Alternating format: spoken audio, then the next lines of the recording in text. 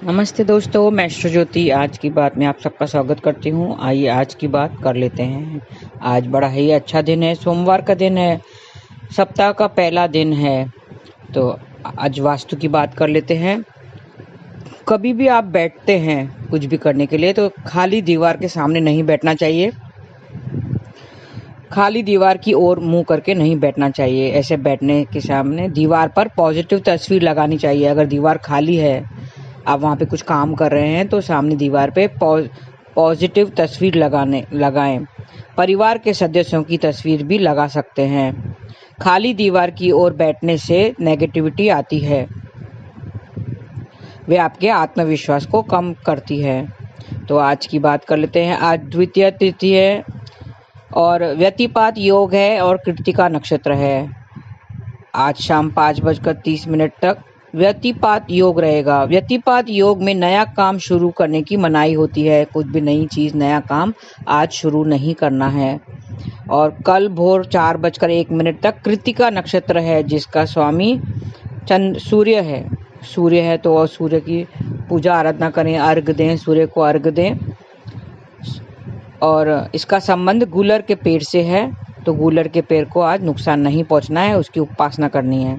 और आज खास बात है, आज द्वितीय तिथि है और आज अशून्य शयन द्वितीय व्रत है।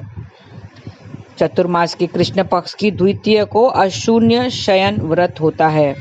ये व्रत पुरुषों द्वारा किया जाता है। जैसे लेडीज लोग, औरतें अपने पति की लंबी उम्र के लिए करवा चौथ का व्रत करते हैं, उसी तरह पुरुषों द्वारा ये किया गया व्रत है अशून्य शयन व्रत। मतलब उसका है इसके जीवन में पति पत्नी का साथ सदा बना रहे और कभी जो बिस्तर है वो खाली ना रहे। अशून्य शयन व्रत से कहते हैं कि सदा एक दूसरे का साथ बना रहे। इस व्रत में माँ लक्ष्मी और श्री हरि के पूजन का विधान है। और आज पूरे दिन व्रत करके शाम को चंद्रदेव को अर्घ दे के खाया जाता है, पारण करते हैं। और आज चंद्रोदय शाम 6:21 तक होगा। और आज की विशेष बात, आज शाम 4:39 पर राहु वक्री गति से मीन राशि में प्रवेश करेंगे। केतु अपनी वक्री गति से कन्या राशि में प्रवेश करेंगे और ये 1.5 साल एक ही राशि में रहते हैं। राहु मीन राशि में और केतु कन्या राशि में गोचर करते रहेंगे। तो इससे सब राशियों को असर पड़ेगा, क्योंकि 90% जो भी कुंडलियां एस्ट्रोलॉजी के हिसाब से कुंडली में जो फॉल्ट होता है, दोष होता है, वो राहु केतु की वजह से ही होता है।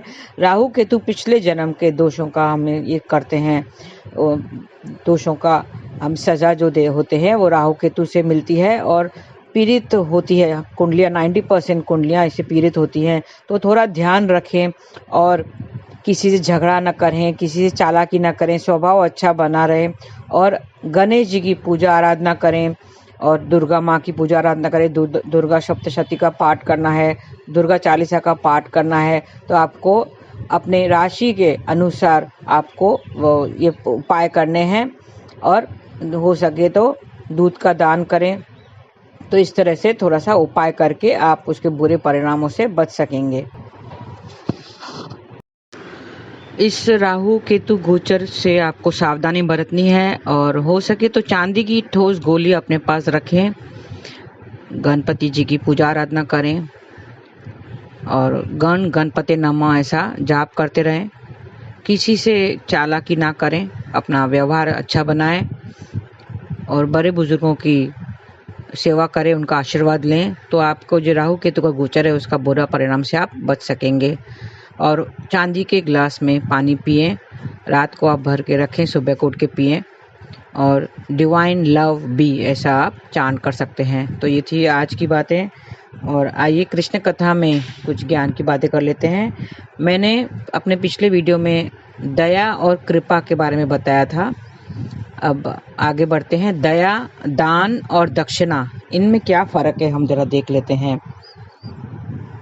आपने बेटी की शादी किया तो कन्यादान करते हैं, तो कहते हैं कि कन्यादान किया है तो वो दान होता है।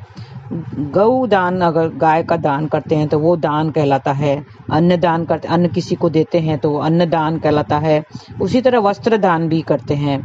मगर किसी गरीब को देखा और उसने कहा कि साहब मुझे कुछ खाने को दे दो, मैं 2-3 दिन से भूखा हूँ, कुछ खाया नहीं है।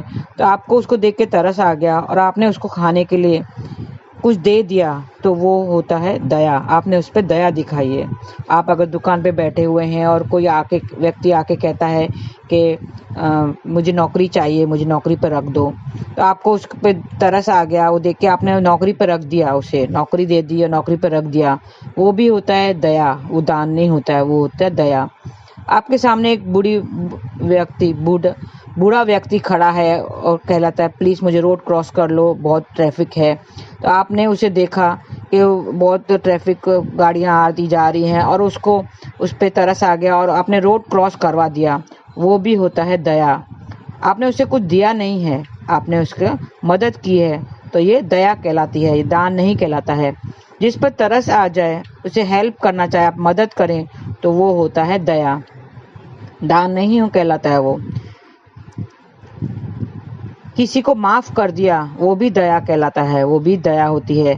और फिर दक्षिणा क्या होती है? ये तो दया और दान की बात हो गई। दक्षिणा क्या होती है?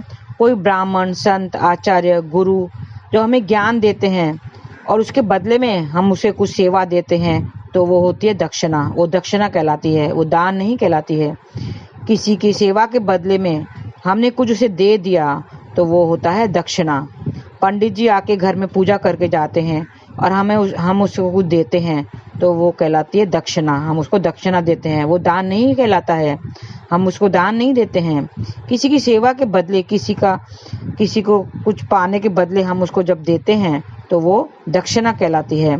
किसी भी गुरु, ज्योतिष, आचार्य की सेवा मुफ्त में नहीं लेनी चाहिए, कहा जाता है, नहीं तो दोष लग जाता है। कोई गुरु हो या संत हो, पंडित हो, उसका अगर वो कुछ आपको मदद, आपके कुछ ज्ञान दे रहा है, सेवा दे रहा है, तो उसकी सेवा मुफ्त में नहीं लेनी चाहिए, उसको लौटाना चाहिए। उसके बदले में जरूर उसको उसकी सेवा दक्षिणा देनी चाहिए। जैसे वो दान नहीं कहलाता है। अगर आप उसको देते हैं, कुछ सेवा के बदले अगर उसको कुछ देते हैं, तो वो दक्षिणा कहलाता है, वो दान नहीं होता है। जैसे एकलव्य ने अपने गुरु ने जब उसका अंगूठा मांगा, तो एकलव्य ने अपने गुरु को उसने अंगूठा काट कर दे दिया, तो ये दान नहीं था, ये दक्षिणा था, गुरु दक्षिणा थी उसकी। और कभी शिष्य अपने गुरु को दान नहीं दे सकता, वो इस लायक नहीं है कि गुरु को दान दे सके, तो वो दक्षिणा देता है। किसी भी चीज की सेवा के बदले अगर आप उसको देते हैं, तो वो दक्षिणा कहता है। आपने देखा कि दया और कृपा में क्या फर्क है, और दया, दान और दक्षिणा में क्या फर्क है। अब कार्तिक मास की बात कर लेते हैं। आप क्या करना चाहिए, मैंने पहले भी बताया है, वापस बता देती हूँ कि कार्तिक मास एक बहुत ही पवित्र महीना है। दामोदर मास भी कहा गया है। इसमें मेरे श्री कृष्ण ने बहुत सारी लीलाएं की हैं, जिसके बारे में मैंने बताया था। आप सुबह उठना है, जल्दी उठ के मंगल आरती करना चाहिए। सुबह उठकर नहा धोकर मंगल आरती करें, जल्दी उठकर नाम जाप करें, भक्ति करें, कीर्तन करें, क्योंकि सुबह को जो कार्य करते हैं ना, उसे मंगल कार्य करते हैं। सुबह में जो कार्य होता है उसे मंगल कार्य होता है। सब मंगल होता है, दिन भी मंगल होता है और आपका फिर जीवन भी मंगल हो जाएगा। तो ऐसे जीवन में ये मास यूं ही, ये जो मास है कार्तिक मास है, इसे व्यर्थ मत गवाइए। इसे दामोदर मास में इसको सार्थक कीजिए और अपना पुण्य कमाइए। एक माला आप जाप करेंगे तो उसे 100 मालाओं के बराबर आपको फल मिलेगा। तो आप माला जरूर कीजिए। और दामोदर संध्या के समय, ये तो सुबह का मंगल आरती हो गए और नाम जाप हो गया, संध्या के समय दीप दान जरूर करना है। दीप दान का बहुत ही महत्व है। दामोदर अष्टकम चलाकर, यूट्यूब में दामोदर अष्टकम आरती है, वो चलाकर आपको दीप दान करना है। दीप दान करना मतलब मेरे प्रभु के आगे दीपक जलाना, उसका बड़ा ही महत्व है। तिल के तेल का या शुद्ध घी का दीपक जला सकते हैं, उससे आपको पुण्य मिलेगा। क्यों दीप दान करना चाहिए, क्यों दीपक जलाना चाहिए, इसके बारे में मैं आपको कल बताऊंगी। मेरा वीडियो देखते रहिए, सुनते रहिए और उसे लाइक करें और आगे भी फॉरवर्ड करें, ताकि दूसरे भी इसका लाभ उठा सकें।